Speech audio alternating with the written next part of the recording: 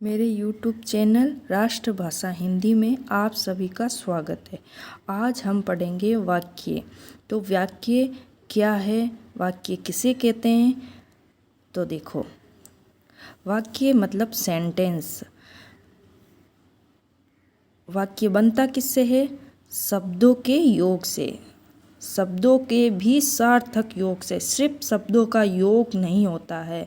अब शब्दों का योग तो के और गे मिलने से क हो गया, लेकिन इसका मतलब कुछ नहीं बनता है। के और गे, इसका मतलब कुछ नहीं होता है। क ग म ऐसे शब्दों के सार्थक योग होने चाहिए। अब कमल, जलज, पंकज ऐसे अलग अलग नाम शब्द हो जाता है, लेकिन उसका कुछ मतलब नहीं निकलता है, तो वो एक वाक्य नहीं बन पाता है। तो सीधा शब्दों का सीधा सार्थक होना चाहिए। जैसे राम किताब पढ़ रहा है, तो ये एक शब्दों का सार्थक मिलन है, तब वाक्य का निर्माण हुआ है। तो इसका वाक्य की परिभाषा क्या हुई? शब्दों का सार्थक योग ही वाक्य कहलाता है, और इसे भाषा व व्याकरण का सबसे बड़ा अंग भी माना गया है। वाक्य 3 प्रकार के होते हैं। कौन कौन से होते हैं? प्रयोग व संरचना के आधार पर वाक्य, अर्थ के आधार पर वाक्य, क्रिया के आधार पर वाक्य। तो सबसे पहले हम प्रयोग के व संरचना के आधार पर जो वाक्य होते हैं उनके बारे में पढ़ेंगे। तो प्रयोग के आधार पर भी 3 भेद होते हैं। कौन कौन से होता है? साधारण वाक्य, संयुक्त वाक्य और मिश्र वाक्य। साधारण वाक्य किसे कहते हैं? जिसमें एक ही उद्देश्य और एक ही विधेय हो, उसे साधारण वाक्य कहते हैं। उद्देश्य क्या होते हैं और विधेय क्या होता है? पहले इसके बाद उद्देश्य देखो कौन सा। वाक्य में प्रयोगकर्ता होता है, जो संज्ञा होती है, कर्ता काम करने वाला, उसे हम उद्देश्य कहते हैं। और विधेय किसे कहते हैं? उद्देश्य के बारे में किया गया कथन। उद्देश्य के बारे में किया गया कथन, यानी उद्देश्य जो कार्य कर रहा है, क्रिया कर रहा है, कर्म कर रहा है, उसे हम विधेय कहते हैं। उदाहरण देखो, राम, और इसमें कर्ता का विस्तारक, कर्म का विस्तारक, क्रिया का विस्तारक भी शामिल किया गया है। तो विस्तारक के बारे में पढ़ेंगे। राम का मित्र श्याम धार्मिक पुस्तकें ज़्यादा पढ़ता है। तो राम का मित्र श्याम, तो श्याम हो गया कर्ता, और राम का मित्र क्या हो गया? कर्ता का विस्तारक, यानी जिसको शामिल किया गया। धार्मिक पुस्तकें, तो पुस्तकें हो गया कर्म, और धार्मिक हो गया कर्म का विस्तारक। ज़्यादा पढ़ता है, तो पढ़ना हो गया क्रिया, और ज़्यादा का हो गया किस क्रिया विस्तार। तो इसमें देखो, एक ही उद्देश्य और एक ही विधेय हुआ है। देखो, एक तो कर्ता हो गया, तो उद्देश्य एक है, एक हो गया कर्ता जो कार्य कर रहा है, जिसके बारे में कहा गया, तो विधेय। जिसमें एक उद्देश्य और एक विधेय हो, उसे हम साधारण वाक्य कहते हैं। दूसरा देखो उदाहरण, श्याम पढ़ व लिख रहा है। तो श्याम तो एक है, मतलब कर्ता एक है, पढ़ना लिखना 2 है। तो आप ऐसे समझोगे तो ये मिश्र वाक्य हो गया होगा, संयुक्त वाक्य हो गया, लेकिन ऐसा नहीं होता है। जिसमें कर्ता एक है लेकिन क्रिया 2 हो रही है, तो भी उसे एक ही माना जाता है, तो वो साधारण वाक्य होगा। यानी श्याम पढ़ रहा है, लिख रहा है, खेल रहा है, कितनी भी क्रिया कर रहा है, लेकिन कर्ता एक है ना, तो वो साधारण वाक्य ही होगा। अगला देखो, राम श्याम मोहन घनश्याम भोजन खाते हैं। तो इसमें राम मोहन श्याम सभी बहुत है, कर्ता बहुत है, लेकिन क्रिया तो एक हो रही है ना, भोजन खाना, तो ये भी साधारण वाक्य कहलाएगा।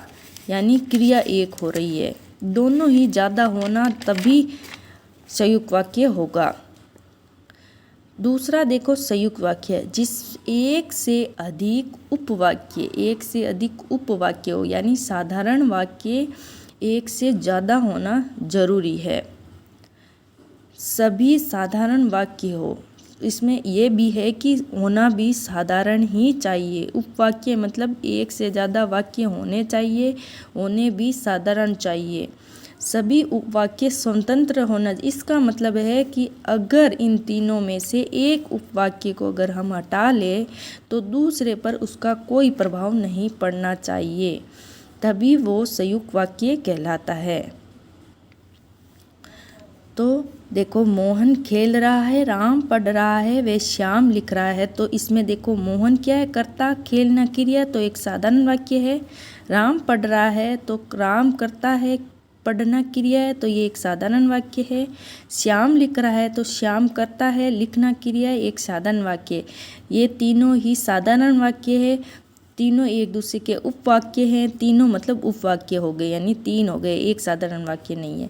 तो इस तीनों को मिला है तो संयुक्त वाक्य हो गए। लेकिन इनमें से अगर हम एक इस लाइन को इधर हटा दें तो इसका दूसरे पर कुछ प्रभाव नहीं पड़ेगा। देखो, मोहन खेल रहा है, राम पढ़ रहा है, तो स्वतंत्र है, सभी उपवाक्य स्वतंत्र है, यानी किसी भी वाक्य को अगर हम हटा दें तो दूसरे पर कोई भी प्रभाव नहीं पड़े, तो ऐसे वाक्य संयुक्त वाक्य कहलाता है।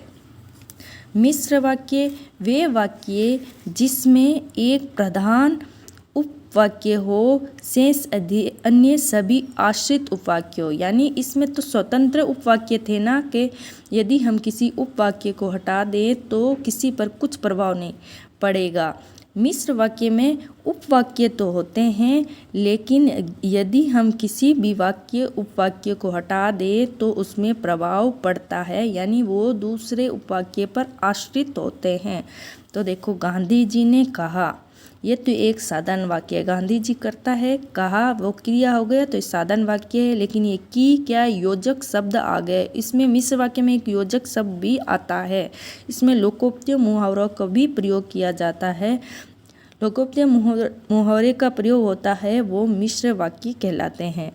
को गांधी जी ने कहा कि सदा सत्य बोलो, हिंसा मत करो। तो इसमें अगर हम गांधी जी को हटा दें तो सदा सत्य बोला, हिंसा मत करो, तो ये कोई वाक्य नहीं होता, इस पर प्रभाव पड़ता है।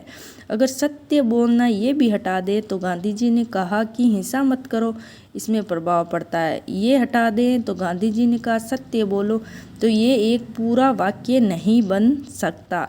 तो ये एक मिश्र वाक्य है जो एक दूसरे पर आश्रित वाक्य होते हैं। और इसका एक और है, ये हमेशा योजक शब्द से ही आरंभ हो सकता है। इसमें योजक शब्दों का प्रयोग भी किया गया है। और देखो, मिश्र वाक्य के योजक शब्द कौन कौन से होते हैं, कि, क्योंकि, जो, जिसे, जिन्हें, जिसका, जितना, जैसे, जैसे, ज्यों, ज्यों, त्यों, त्यों, ऐसे शब्द का प्रयोग होता है। लोकोक्ति मुहावरा का भी प्रयोग मिश्र वाक्य में होता है। जैसे देखो, जिसकी लाठी उसकी भैंस, तो जिसकी उसकी क्या है, योजक शब्द है। लाठी भैंस क्या है, भैंस से कर्ता, लाठी उसकी कार्य कर रहा है। अंतिम प्रधान वाक्य है संज्ञा प्रधान, विशेषण प्रधान, क्रिया विशेषण होता है। संज्ञा में की, क्यों, की होते हैं। विशेषण में जो, जिसे, जिन्हें, जिसका ये होते हैं। क्रिया में जिनका, जैसे, जैसे, त्यों, त्यों, ये शब्द क्रिया विशेषण प्रधान होते हैं।